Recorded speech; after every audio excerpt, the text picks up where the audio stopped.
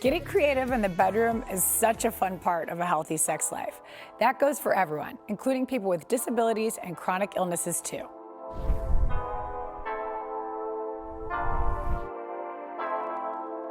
In recent years, changes in policies have given people with disabilities more opportunities, but attitudes on sex, those haven't changed all that much.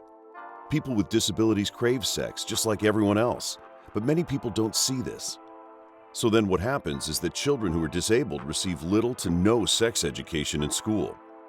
This is dangerous because the Department of Justice reports that people with disabilities are sexually assaulted more than 7 times as often as people without disabilities.